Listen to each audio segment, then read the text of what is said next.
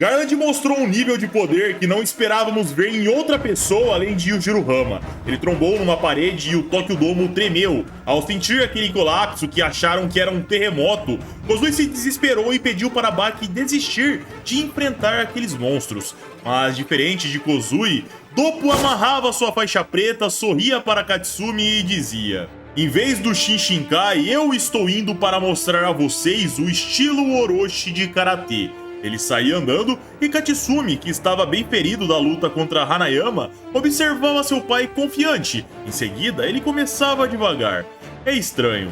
Altura, peso, velocidade, prática, força, quebra de tijolos e etc. Eu não consigo encontrar um único ponto que eu sou inferior a meu pai. Mas eu acho que eu não venceria ele num combate. Eu ainda não posso andar na frente desse homem. Katsumi continuava o encarando por um tempo e ele pensava: mas e se eu o atacasse aqui mesmo, inesperadamente? Só que nessa hora, galera, Katsumi tomava um susto, pois Doppo, num piscar de olhos, estava na sua frente dizendo: "Ei, Katsumi, você sabe o porquê do Karatê ser chamado do mais forte do mundo?" Katsumi não sabia o que responder e Doppo falava: "Não acha estranho? Vimos todas essas outras formas de lutar. Em cada era se permaneceu firme a crença de que o Karatê era o mais forte de todos." Katsumi absorvia aquelas palavras e dizia: "O porquê eu não sei, mas sei que você está travando batalhas difíceis esta noite." Doppo falava: "Eu descobri essa resposta antes de ontem. Por 46 anos, sem descansar aos fins de semana, eu continuei batendo e chutando pessoas. Eu fiz de tudo para me tornar mais forte. Até mesmo fui morto uma vez. Mas anteontem eu recebi uma luz. Não importa como você olhe para isso, não importa com quem você lute, você não encontrará uma única peça defeituosa. É por isso que eu digo, o estilo Orochi foi concluído." Katsumi se impressionava e a cena cortava para os dois lutadores na arena. Enquanto o juiz passava as regras, era exclamado: "E o Amanai, guarda-costas, 1,88 m, 89 kg. Orochi Doppo, Karatê Shinshinkai, 1,78 m, 110 kg. Na arquibancada nos era mostrado a esposa de Doppo, preocupada, e Amanai falava: "O famoso devorador de homens, Orochi. Conheço você desde quando eu era um garotinho." Doppo não dizia nada e Amanai continuava: "Para aqueles que se devotaram ao mundo marcial, o nome Orochi Doppo representa ressentimentos e desejos perpétuos, meu nobre." Nos era mostrado Yujiro observando atentamente e Amanai continuava: "Isso é irônico, pois hoje à noite irei acabar com esse grande mestre." Doppo nessa hora soltava um grito dizendo: "Oi, Natsui, tá assistindo, meu bem?" A esposa ficava toda sem graça, a torcida virava os olhares para ela e o mestre dizia: "Olha, dessa vez eu não vou dar mancada, então por favor, assista atentamente. Seu amor, o super querido Doppo, vai acabar com isso num instante." Ele golpeava com o Seiken e a torcida vibrava. Natsui corava envergonhada e Doppo virava cumprimentando o pessoal que aplaudia. O juiz via que controlá-lo não daria muito certo, olhava para Amanai e pedia para os lutadores tomarem suas posições. Só que nessa hora, Doppo chamava alguém com o dedo. Na mureta, ele dizia para o ogro: "Você sabe o que eu estou querendo dizer? Depois que eu acabar de devorar esse viadinho aqui, você será o próximo." Yujiro absorvia em silêncio aquelas palavras e Doppo continuava: "Vamos fazer outra luta divertida. Que tal, meu querido ogro?" O juiz gritava para a luta começar e a cena cortava para um táxi que levava Baki, e lá dentro Kozui dizia chorando: "Me desculpa, meu querido Baki, por favor." Na arena, ao escutar o som para começar, Doppo sorria, tirava seus óculos e Amanai olhava para o mestre animado. Mas de repente ele não entendia nada, pois Doppo simplesmente havia desaparecido. Ele tentava localizar olhando de um lado para o outro até que ele sentia uma mão erguendo em cima da sua cabeça e pegando seu cabelo. Mas quando Doppo fechava a mão, só tinha alguns fios. Amanai havia saído de lá. Girando no ar, ele se reposicionava e pousava. Doppo sorria e falava: "Ah, eu estava tão perto, sabe? Eu fiquei tão feliz de ver suas costas na minha frente que esqueci totalmente de esconder a minha presença." Amanai abria um sorriso e falava: "Incrível, você realmente é de verdade." Doppo falava: "Salve suas palavras, garoto." Amanai sorria e continuava dizendo: "Se há um Deus neste mundo, eu gostaria de agradecê-lo pela bênção de me colocar contra o pináculo entre os guerreiros, o grande Orochi Doppo. Doppo provocava: vamos lá, pare com essas hipérboles. Amanai nessa hora posicionava suas pernas, sua aura saía e Doppo sorria, pois seu oponente parava no ar como se flutuasse. O juiz via Amanai se aproximar e falava: aí está, o salto sem movimento. É difícil adivinhar o que vai vir agora, mas Doppo está em posição. Katou reconhecia aquela postura e Doppo aguardava seu oponente chegar. Ele bloqueava o primeiro pisão, sangue jorrava de Amanai e Katsumi falava: é o bloqueio giratório, a defesa de ferro. Mesmo sangrando com a perna esquerda, Amanai posicionava a direita para trás e chutava. Doppo bloqueava com o cotovelo e outra ferida era aberta na perna de Amanai, que caía de bunda no chão. Doppo sorria e falava: você é idiota, eu sou um karateka. Você esqueceu que cada um dos meus membros é uma arma letal? Doppo encurtava num piscar de olhos chutando, Amanai bloqueava, mas mesmo assim sangrava. Doppo posicionava à sua direita e num instante 7 golpes eram disparados e o apresentador dizia: a arma secreta Amanai não pôde fazer nada contra esses golpes. A cena cortava para baixo de um pontilhão e lá Baki e Kozui paravam e a garota questionava: tá, o que a gente tá fazendo nesse lugar? Baki dizia: nesse mesmo lugar que você está em pé, foi onde eu disse meu último adeus para minha mãe. Kozui olhava confusa, via um túmulo de pedras ao seu lado e Baki se aproximava. Ele se ajoelhava, pegava as pedras ao lado e continuava dizendo: alguém deve ter derrubado essas. Ele começava a empilhar as maiores, em seguida as menores, e a cena cortava de volta para a luta, para Amanai, que continuava apanhando. Doppo não parava de castigar e a torcida questionava: mas já vai acabar? O apresentador dizia que Amanai estava sem opções, só que num piscar de olhos ele simplesmente desaparecia. Nos era mostrado ele surgindo na lateral de Doppo, indo para as costas no ar e chutando com toda a força, mas no mesmo instante, Doppo estava no ar. Amanai olhava, mas um chute no queixo o acertava. Amanai voava para trás, caía de cara e o apresentador falava: incrível, o devorador de homens devolve um ataque no ar. A torcida vibrava e o mestre sorria e dizia: de fato eu não tenho o seu tempo de ar, mas chutes voadores não são exclusivos do estilo Amanai. O guarda-costas absorvia aquelas palavras, se levantava furioso, mas no mesmo instante, um chute baixo de Doppo explodia na sua perna. Amanai cambaleava e Doppo lançava um pisão no pé direito. O apresentador dizia no instante que Amanai tentou soltar, Doppo havia negado com um chute baixo na perna, e como se cravasse uma espada, ele havia destruído o pé de Amanai na sequência. E confiante, o mestre falava: seu belo ataque no ar agora acabou, correto? Amanai se chocava, mas com o pé direito ele avançava, porém dessa vez ele não chutava, assim travava suas pernas contra o pescoço do mestre. Ele jogava seu corpo para trás e girava Doppo no ar. Ele o batia de costas no chão e Doppo sentia o impacto, e confiante, Amanai falava: acha mesmo que eu sou apenas um varapau que só sabe ficar usando técnicas de salto? Doppo era apertado no estrangulamento e Natsui se preocupava. Já Amanai continuava falando: vou te mostrar os benefícios de ser um varapau. A cena cortava para Baki e Kozui olhando o rio, contemplando a natureza, e a garota pensava: mas isso não pode ser verdade. Baki falava: é verdade, a minha mãe foi morta por este motivo, nas mãos de Yujiruhama, o marido, o amante e meu pai. E Yujiruhama fez isso com ela. Baki olhava para o céu, Kozui observava e o rapaz continuava dizendo: Emi Yakizawa, esse é o nome da minha mãe. Baki jogava uma pedra na água e começava a contar toda a história da vida da sua mãe, o antigo casamento dela, a aparição de seu pai no evento aos 19 anos, o que ele fez para chamar a atenção da mãe, o que ele fez no final das contas com o antigo marido, e por fim, o momento em que ele entrava na história. Por 13 anos, Baki não fez nada além de treinar e lutar. Ele só tinha uma meta na mente: superar Yujiruhama. Mas no dia da luta, ele não foi nada para o ogro.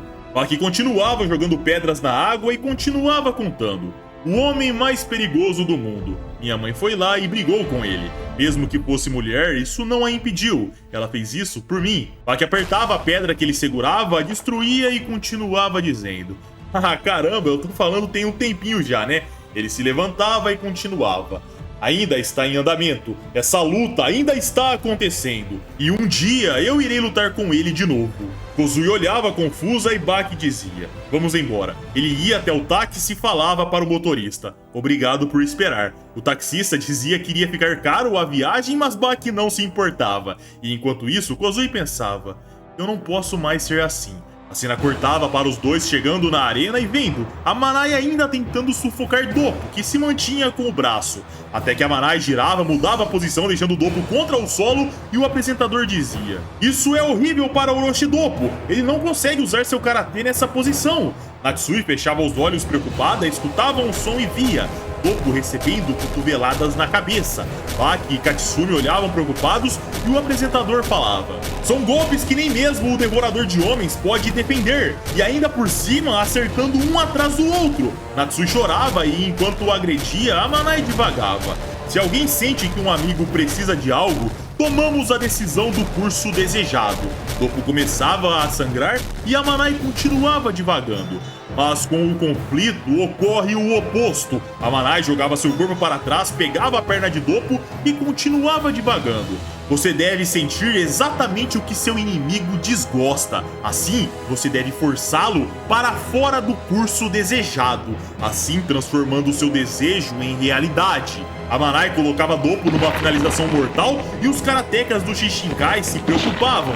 Doppo resistia como podia e a Manai falava: mestre Orochi, tome a decisão inteligente. Não existem técnicas de karatê que possa usar nessa posição. Então, por favor, desista. Natsui chorava preocupada, Katsumi se chocava e se lembrava das palavras de seu pai, dizendo que o estilo Orochi estava completo. Então por quê? Por que isso acontecia? Nessa hora, um grito muito alto ecoava e todos se surpreendiam. Natsui olhava surpresa e via o jovem Amanai gritando de dor no pé e Doppo se erguendo. E o apresentador falava: o que aconteceu? Amanai soltou seu domínio de ferro por conta própria. Doppo abria um sorriso, erguia o braço e soltava unhas. O karatê não podia ser subestimado em posição alguma. O apresentador falava: o Devorador de Homens desencoraja seu oponente. Ele saiu daquela posição extremamente difícil de se mover. Ele arrancou as unhas de Amanai com uma técnica cruel. Mas vejam, ele está se afastando de Amanai.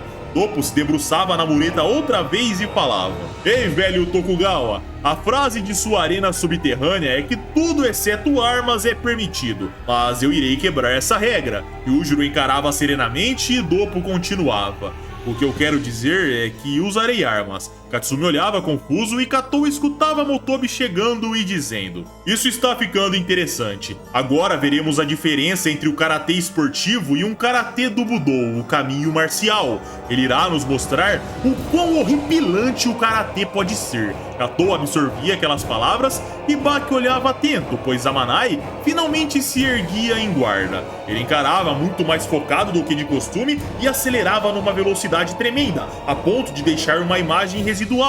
Ele surgia chutando baixo, mas Doppo bloqueava com o pé e respondia atacando os olhos. Amanai recuava cego momentaneamente, Katou comemorava e Motobi explicava: esse golpe é a boca do tigre. É um golpe pesado que foca entre o nariz e as sobrancelhas. Ele também é chamado de Endou. Utilizando a área entre o polegar e o indicador, você golpeia com força total. Assim, tira a capacidade de enxergar de seu oponente por alguns segundos. Com isso, você garante que seu próximo ataque seja realizado. Doppo se aproximava vagarosamente e chutava o corpo. Amanai colapsava e Motobi continuava dizendo: agora é o chute com o dedão do pé. Nesse momento, Doppo perfura o estômago de seu oponente. As pontas dos dedos de Doppo são iguais lâminas afiadas. Significa que todos os lugares que ele chutar se tornarão pontos vitais. Amanai cuspia sangue, sentia muita dor e aos poucos Yujiro Hama começava a esboçar uma afeição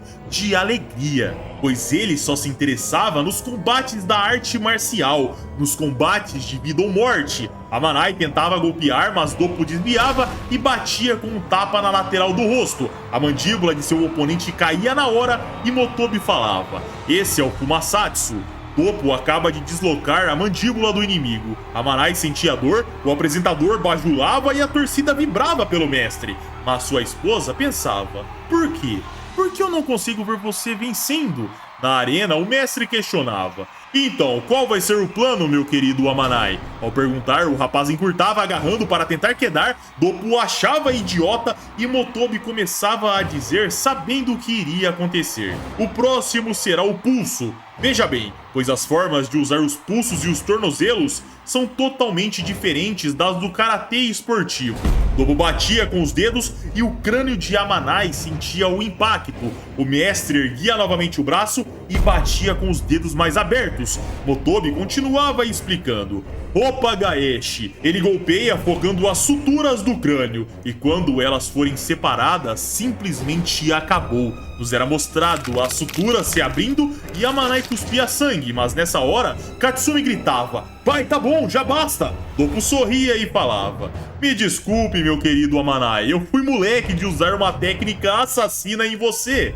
Doppo saía andando sem querer finalizar o combate e enquanto isso, galera, Amanai ficava parado como uma estátua. E quando o juiz iria dizer que a partida havia acabado, ele percebia algo e não falava nada. Nos era mostrado Doppo chegando em Katsumi e dizendo, essa eu suei bastante, me dê a toalha. Katsumi encarava e Doppo perguntava qual era o problema. Seu filho dizia, pai, a luta ainda não acabou. Nessa hora Doppo sentia as mãos de Amanai se erguendo atrás de sua cabeça e elas eram fechadas. Doppo se abaixava a tempo, erguendo suas pernas e pisando com os dois pés no seu oponente. Mas Amanai girava, saía do golpe e Doppo se reposicionava. Já o rapaz colocava a mão no chão, parava em isometria e se erguia sorrindo, mesmo tendo tomado tanto dano. Doppo olhava confuso, a torcida perguntava se estava tudo bem com o Amanai e Doppo falava, Yo, Amanai, deixa eu te falar uma coisa. Desista, meu rapaz, você não precisa mais disso. Essa não é uma luta que você vai querer que sua cabeça seja completamente aberta e jorre todo o seu sangue por seus olhos. Então vamos lá, já chega.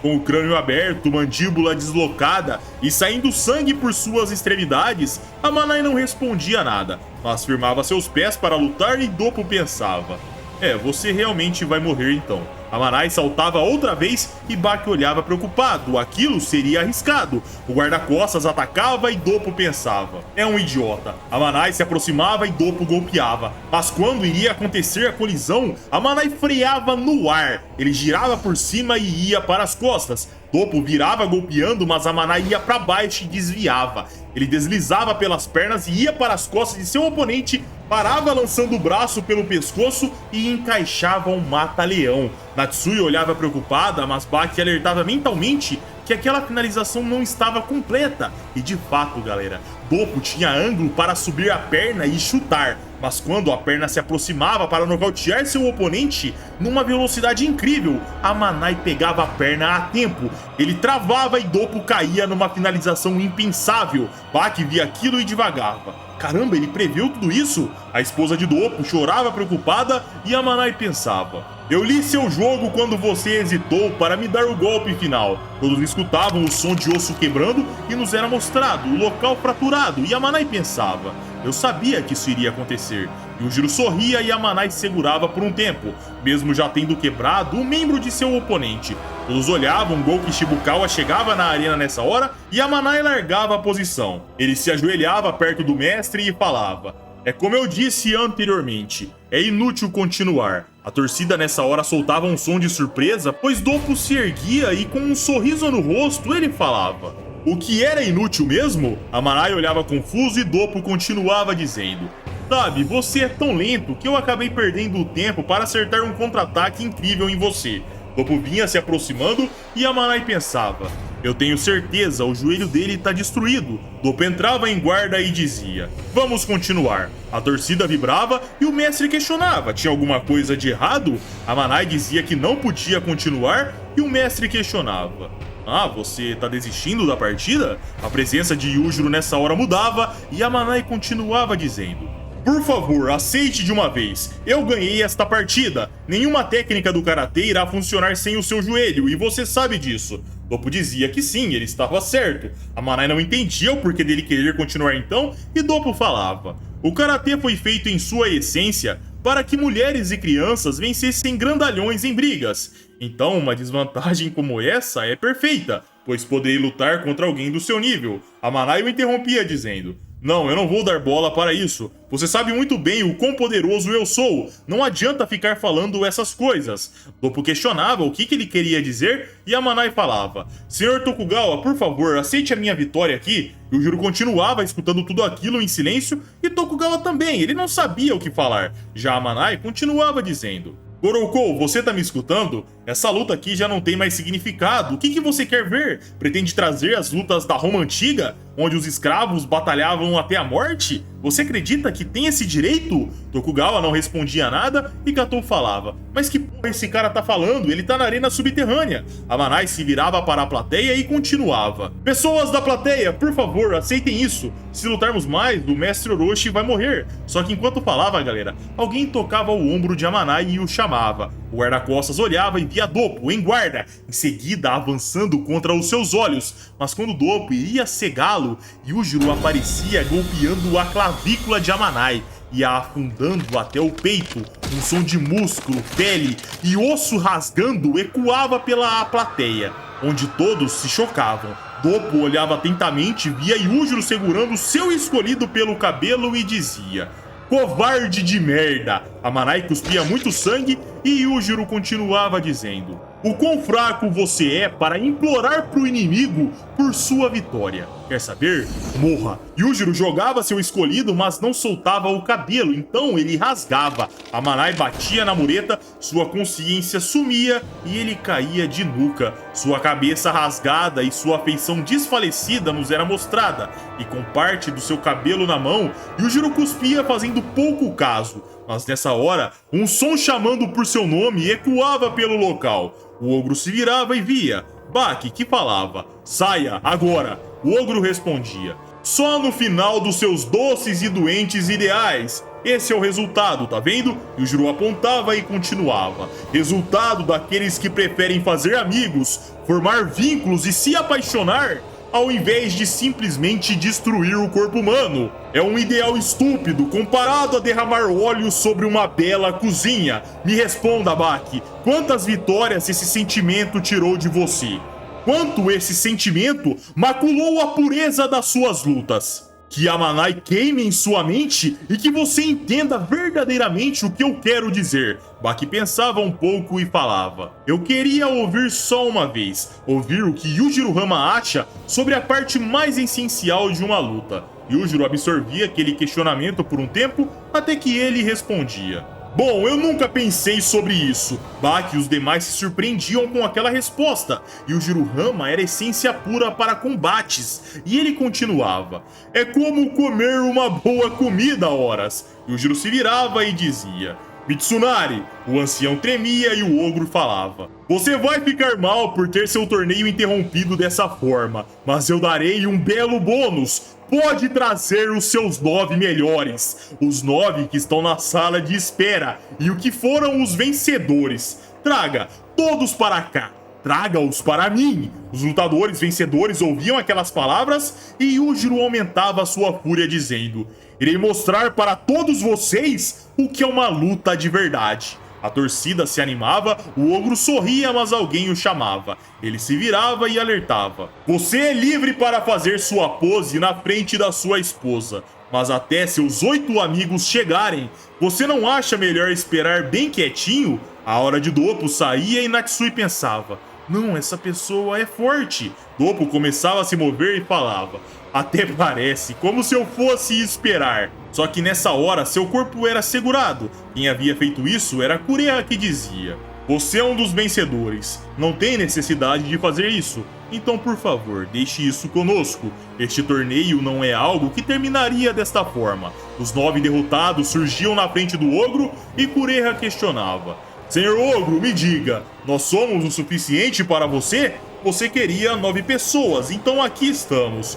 Curioso, Yujiro alertava: Cães chutados, saibam que estão cometendo um grande erro. Nessa hora, galera, Himouko se aproximava, erguia sua perna e quando iria tocar o rosto do ogro, uma aceleração assustadora acontecia. E Yujiro nocauteava seu oponente com o mesmo golpe que o lutador de Taekwondo queria fazer. Himouko caía apagado no chão, todos tomavam um susto e a plateia questionava: O que tinha acontecido? Num instante, Himouko estava no chão. Tokugawa e Baki se chocavam, mas no mesmo instante, Iron Michael avançava golpeando. Porém, Yujiro desviava, saía de um gancho, entrava na postura do boxe e acertava um leve gancho. Em seguida, um jab. Iron Michael eclodia para trás na hora e todos falavam: o que é isso? O campeão mundial Iron Michael foi derrotado facilmente no boxe. Furioso, Yujiro avançava dizendo: idiotas, irei esmagá-los em 10 segundos. Um cronômetro nessa hora surgia na tela e Yujiro acertava um jab na cara de Roger. O gigante caía apagado, Richard Filch na mesma hora carregava uma direita e batia com força total. Porém, ao acertar o ogro, era sua mão que quebrava. E no tempo de 3 segundos e 50 milésimos, o narrador falava: Richard Filch, o autoproclamado, o melhor punho do mundo, foi destruído ao bater. Yujiro dava um chute nos testículos do mesmo, o grandalhão voava pro ar e o narrador falava: o homem que consideravam o mais durão do planeta foi jogado pro ar num único golpe. Sangue jorrava das suas partes íntimas e aos 4 segundos e 90 milésimos, Yujiro olhava para Kohei Hatanaka. Aos 5 segundos e 10 milésimos, ele o agarrava, puxava e dizia: vamos, use seu tão amado judô. Kohei se chocava, mas prontamente seu instinto mandava ele atacar. Ele jogava para quedar com força total, porém se chocava, pois Yujiro sequer saía do lugar. O ogro o erguia, pegava o cara no colo pedindo para ele fazer silêncio como um bebê e a plateia começava a gargalhar. Nessa hora, Yujiro segurava pela gola e dizia: mantenha o foco. Ele o jogava de cara no chão e aos 16 segundos e 13 milésimos, o narrador dizia: Kohei Hatanaka, campeão de judô japonês, sofre uma lesão nas vértebras cervicais ao ser jogado. Yujiro se virava furioso, via Kenryuzan se aproximando e aos 18 segundos e 50 milésimos, o Yokozuna trombava. Yujiro era empurrado por 1 segundo e parava aos 19 segundos e 50 milésimos. Ele o travava até os 21 segundos e aos 23 ele o empurrava com a mão esquerda e começava a avançar. Aos 25 segundos e 80 milésimos, o gigante do sumô fora levado para o outro lado da arena, com um único balanço. Kureha se chocava, pois Yujiro Hama colocava Kenryuzan contra a mureta. Ele empurrava e o som de osso quebrando nas costas começava a ser escutado. Um estalo mais forte finalmente era ouvido por todos e o sumotori eclodia. Yujiro sorria e aos 30 segundos o narrador falava: o Yokozuna, Kenryuzan, agora sustenta uma lesão na sua coluna. Aos 31 segundos, Yujiro se virava para o Rob Robinson e em 30 milésimos ele se aproximava e chutava a perna. O narrador dizia aos 31 segundos e 60 milésimos: o kickboxer Rob Robinson sofre uma fratura exposta no seu femoral. Yujiro pegava Roland Eustas, aquele que iria finalizar um leão, e o finalizava. O lutador dava tapinhas desesperadamente, mas Yujiro só soltaria quando ele apagasse. E aos 35 segundos, o narrador falava: Roland Eustas sustenta uma lesão nas suas vértebras cervicais. Yujiro olhava para Kureha e falava: doutor, me desculpe te fazer esperar tanto tempo. Kureha sorria suando frio e Yujiro se aproximava dizendo: sabe, eu poderia devorar uma quantidade infinita desses caras sem graças. E ainda assim, eu nunca ficaria satisfeito. Mas você é diferente. Isso começou desde aquele dia que você mostrou seu poder para mim na luta contra meu filho inútil Baki. Você me despertou o interesse. Mas por que agora tá recuando? Não consegue fazer nada sozinho? Kureha encostava na mureta preocupado, Tokugawa fechava os olhos pedindo para ele parar e Yujiro falava: o animal encurralado. Será que agora ele morderá? Só que ao dizer isso, galera, uma mão se aproximava do ogro, que se virava golpeando no mesmo instante. Mas Kureha desviava daquele punho descontrolado, que exalava poder. E o Yujiro olhava totalmente fora de si, via Koushou em guarda, e o karateka dizia: meu irmão, fique fora disso. Kureha se surpreendia e Koushou continuava: senhor ogro, você enfrentou os predadores, mas ainda está entediado, correto? Yujiro não respondia e Koushou continuava: então eu irei resolver as coisas para você. Yujiro gargalhava e falava: haha, mas que engraçado! Um pequeno inseto que se transformou num leão em cerca de 1 hora. É isso que a vitória pode fazer. Lamento dizer, Kureha, mas não há mais nenhuma maneira no mundo de você vencer ele. Mas Koushou, deixa eu te falar uma coisa. Você é um cabeça oca de pensar que seu karatê de merda pode me derrubar. Koushou alertava. Tenho técnicas que você não conhece. Técnicas que eu não usei no meu irmão. Nessa hora, o gigante russo Garland aparecia na frente de Koushou e ele falava: eu não sei quem é esse sujeito fora da lei, mas o seu corpo está ferido, karateka. Então gostaria que deixasse esse trabalho para mim. Yujiro ficava fora de si ao escutar aquelas palavras, mas nessa hora Igari chegava dizendo: ei, querido wrestler amador, você não vai começar isso sem nós. Garland olhava para trás e via todos os vencedores. Com os 9 na arena, Igari continuava: como você é alguém que mora na Rússia, provavelmente você não sabe disso. Mas para todos aqueles que vivem nesse mundo como lutador, sabem que o nome do ogro pertence à mais alta prateleira. Todos nós sonhamos com o dia que poderíamos usar nossas técnicas especiais anti-ogro, então não deixaremos você aproveitar essa sensação sozinho. Yujiro rangia os dentes, pressionava o solo e um terremoto chegava na arena subterrânea. Em seguida ele dizia revoltado: você tem mesmo a coragem de vomitar uma merda dessa diante da minha presença? Vocês todos irão morrer. Baki se preparava, mas nessa hora, galera, um som de bang ecoava pelo ambiente. Yujiro era pego por um disparo no meio de seu movimento. Ele caía de costas e todos se impressionavam com aquele disparo saindo do nada. Ao olharem, eles viam um atirador escondido no meio da plateia. Todos absorviam aquilo. Alguém havia atirado em Yujiro Hama, no ogro. O mesmo se erguia pensando: eu sequer imaginei que teria uma arma aqui. Ele avançava furioso, mas nessa hora, ao olhar para cima, ele via uma rede que o limitava. No mesmo instante, mais 4 atiradores disfarçados na plateia se erguiam e começavam a disparar sem parar no ogro. Furioso, Yujiro começava a avançar, mas seus movimentos já não eram mais os mesmos. As suas pupilas tremiam, sua força sequer podia rasgar a rede e de pouco a pouco ele começava a desmaiar, até que caía apagado. Kureha e Motobi se impressionavam, mas Baki se aproximava serenamente, se ajoelhava e dizia: eu sabia, não tinha como ele assistir esse torneio em silêncio até o final. Tokugawa se aproximava, olhava triste e falava: depois que você veio falar comigo, Baki, eu decidi que esse era o único caminho. Preparei tudo como uma grande caça na África. Dispare uma rede para cobrir o alvo e evitar movimentos de início. Isso era necessário, pois os movimentos desse homem são rápidos o suficiente para evitar os disparos. Em seguida, doses de anestésicos usados para derrubar rinocerontes brancos foram inseridas através de um fogo concentrado, disparados por habilidosos caçadores. Preparamos uma quantia o suficiente para impedir o avanço de uma baleia azul, mas ainda assim, que violência tremenda ele causou. E assim, galera, o vídeo vai chegando ao fim. O Yujiro não falou pra ninguém, mas com certeza esse momento é a maior vergonha de sua vida. Ele que se gaba por ser um grande artista marcial foi surpreendido, baixou a guarda e foi derrotado nesses termos. Pessoal, se gostaram do vídeo e mais ainda, se gostaram de ver o tranqueira do Yujiro se ferrando, like para ajudar o canal. Se inscrevam e caso queiram vídeos exclusivos, é só virar membro do nosso canal. Pessoal, um abraço, fiquem com Deus e tamo junto.